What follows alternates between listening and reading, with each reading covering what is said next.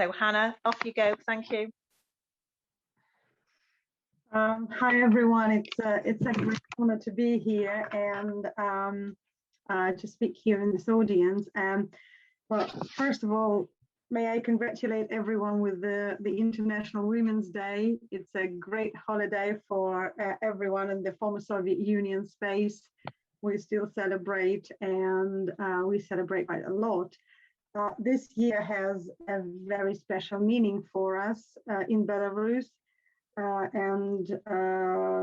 As we celebrate the 150th anniversary of Rosa Luxemburg's birth, we have suffered quite a lot over the last year. The authoritarian regime has put a massive grip on the workers all over Belarus, starting from the 9th of August after the rigged elections.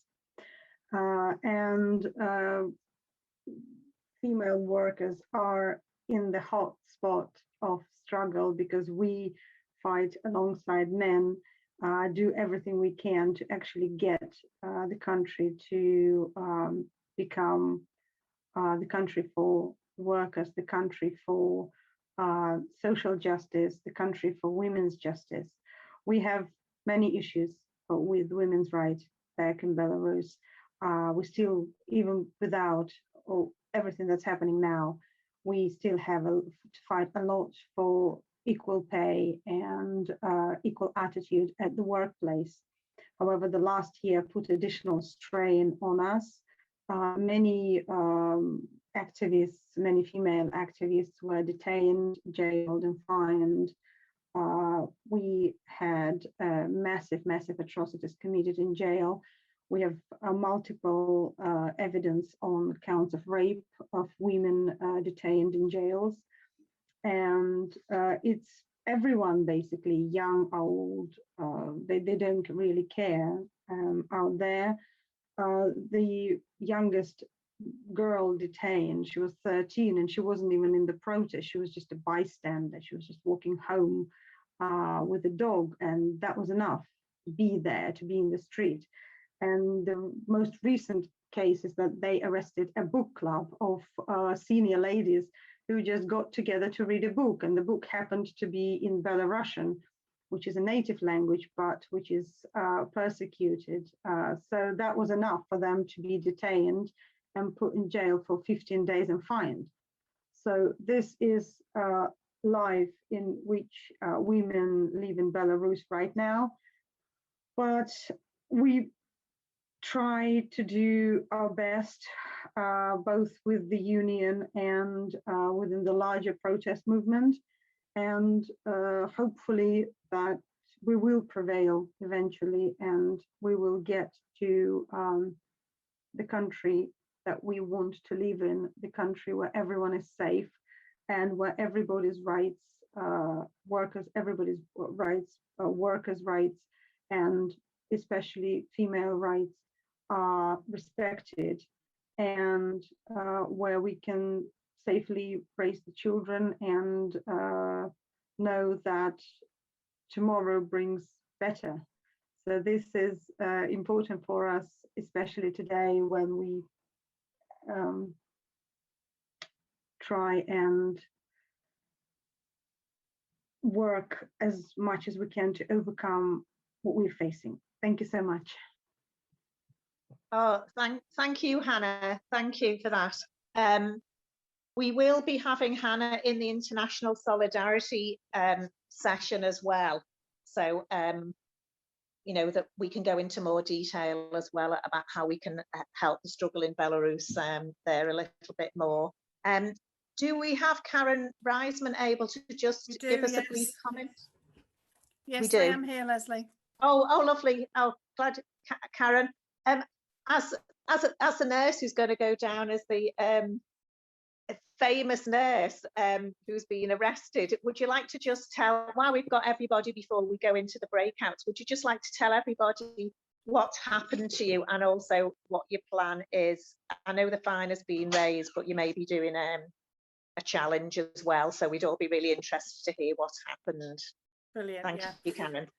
Yeah, I'm a health worker. I'm part of Unison. My branch organised a protest when people were so, I suppose, outraged last week when we heard that the government had offered us 1% to health workers after the year that we'd had, and then had the cheek to say that we should be grateful for that 1% because everyone else was getting zero, when we don't think everyone else should get zero, and neither should we get 1%. But I think that the awfulness that it's been in the health service, and the fact that even before COVID we had so many unfilled vacancies, 100,000 jobs that we couldn't fill, not just sort of doctors and nurses, but admin staff, and couldn't fill them because both the workload and the pay is not sufficient.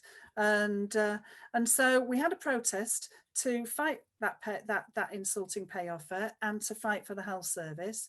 We did it completely safely with a risk assessment. We had places marked out with the football sort of circle markers more than 2 meters apart across the square. We had less than 40 people there. Everyone was masked. It could not have been safer. We were doing a static protest, so you don't have to inform the police. We arrived.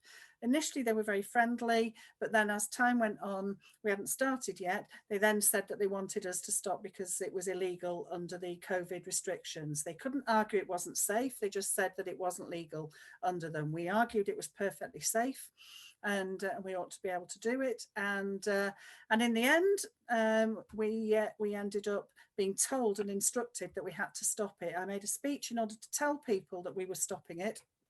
And that why we were there, what the police were saying, what we were saying, but we were going to stop it even though we didn't agree with the police. The fact that this morning there will have been outside thousands and thousands of schools, bigger, less socially distanced, less safe crowds outside every school in the country, didn't seem to influence them whatsoever. They seemed determined to destroy our right to protest. And I think not just in terms of the health service, but in terms of our rights generally, where we've seen 120,000 people die unnecessarily because other countries have done different things and hardly anybody has died. Health workers have taken a disproportionate hit in terms of those deaths, but so have the disabled, so have elderly people, so have Black people.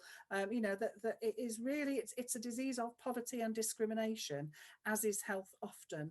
And we wanted our right to protest about that, because if we don't do it, it's going to get worse. More staff will leave. We're exhausted. We're knackered. So I was really shocked, having shut down the protest after some debate and discussion with the police and various phone calls, when still the command said, no, we're instructing you to shut it down.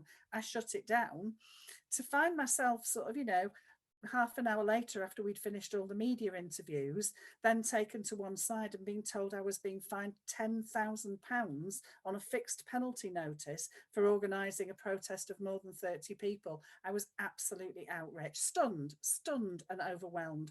And I do think we have to resist it, not just because I don't want to pay £10,000 that I haven't got. Somebody calculated it will take me 56 years of my 1% pay rise to pay off the £10,000 fine. So clearly it's not enough for me, the 1%. And someone else suggested that maybe I could pay it in claps, as that seems to be a currency that the government understands in terms of health workers. Maybe that would work too. But we are going to launch a campaign. I am overwhelmed by the support that I've had, unbelievable support. As you say, that we have people independently of me. There are 3 different crowdfunder pages that have been set up, and there's one that's got comments directly from me, which is the main one that I'm using. And we've raised almost £16,000 really within the first few hours of doing that. We are going to need more, because I am going to take a legal challenge, and I've said I'm prepared to go to a judicial review stage, and there are some barristers that have said that they will assist, but it's very difficult because the process, even if you get some free legal case, will cost quite a lot of money unless they back down, and then we'll give the money to mental health charities. So just to say thank you for having me and letting me speak in this introduction. And really pleased to have been here. And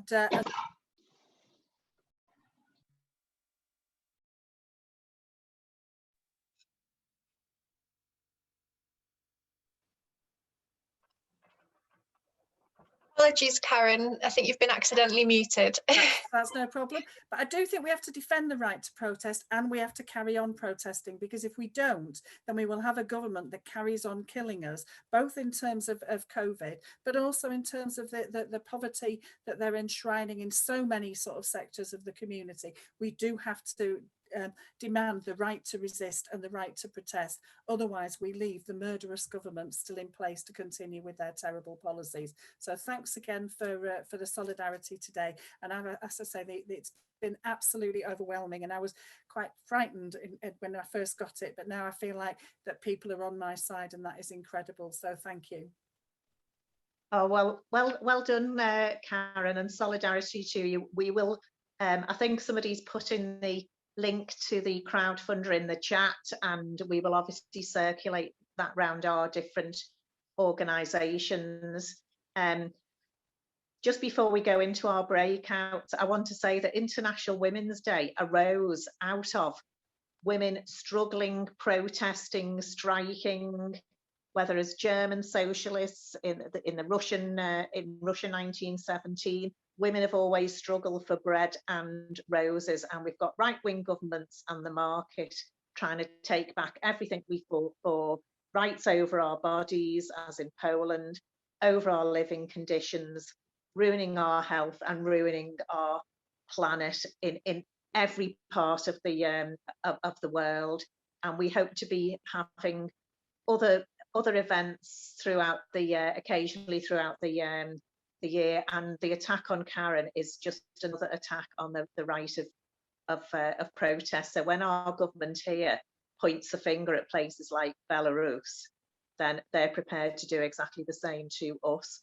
So what I'll do now is I'll hand over to Tessa, who's going to sort us out into the breakouts. There's 3 different breakouts. We have got women and the impact of COVID, which Karen Reisman is speaking at. We've got Michelle. She'll be properly introduced. They'll be properly introduced in each breakout session, and a supporter of Nurses United. And that'll be the first breakout session. These 3 will run all at the same time. And we've got breakout session 2, which is International Solidarity, with Anjana and Sonia co-hosting, and we'll have Hanna in that session, and Fabi and Dimmer, who again will be properly introduced in that session. And we'll be having a speaker from Spain, from the streets of Spain, protesting at 7 o'clock. And breakout session 3 is on women's health with Felicity Dowling from Save Liverpool Women's Hospital, and Rebecca Smith, who's a senior midwife lecturer and Save Liverpool supporter. We'll all come back then. There's lots of time for questions and discussion. We'll all come back then. Tessa will get us sorted to come back into the main room, and we'll have our finale with Amina Atiq, who's a performer, a poet, writer. She's our Scouse Yemeni poet, and we love her. And then we'll have music from Women in Action, and we'll properly introduce them. So anyway, thank you very much, Hanna and Karen, for introducing us. So I'll hand over to Tessa now. Thanks, Tessa.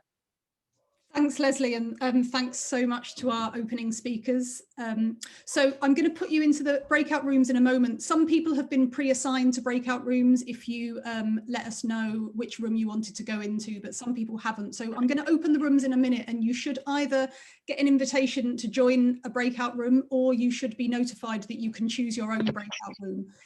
If you don't get that option, I will sort of hang around for a little bit and just assign anyone who hasn't managed to make it into a breakout room. So it might just take a little bit of time. So just to say to the hosts of the breakout rooms, if you just, give it a sort of couple of minutes to wait for everyone to make it into your breakout room. Also, breakout room hosts, don't forget to hit record so that we record the breakout sessions. And I will be sort of broadcasting messages to the breakout rooms throughout, just to keep you on time. So I'll let you know when we're about halfway through and when you've got about 5 minutes to come back. And we did say it'd be great if the breakout rooms could try and identify between sort of 1 and 3 actions, maybe, that you would, things that you might like to carry forward, or things that you might like to do after this session. So I will let you know and remind you to do that before we get to the end. And just to say, anyone who is here who is part of the Women in Action group, don't join a breakout room, stay where you are. So if you know you're part of Women in Action, don't disappear into a breakout room, you need to stay where you are. And Teresa, you've got your hand up. Yes, I've gone off co-host because I fell out, my system went down. Can you do co-host for me again? Thanks. Absolutely. Thank you. Thanks for that, Teresa. Okay, so I'm opening the breakout rooms now, so you should get some sort of a notification and be able to join a breakout room. But if you don't get that, I will assign you accordingly.